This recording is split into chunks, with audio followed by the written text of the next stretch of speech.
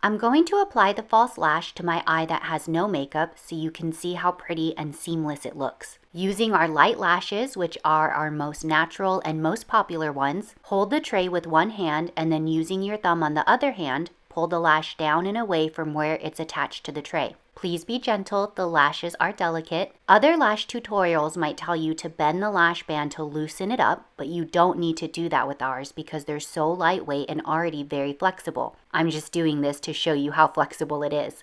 Using our best-selling partial eyelash curler, I like to pre-curl my false lashes to ensure they get a good even lift. Look at that nice curve. Then using our clear drying all-day hold lash adhesive, you can see it's very white to start out. The whiter it is, the wetter it is.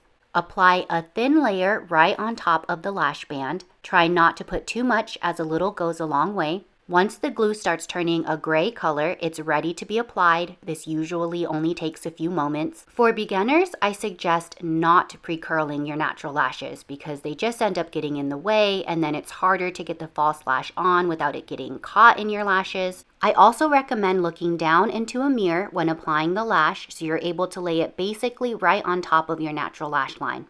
Adjust the corners as needed.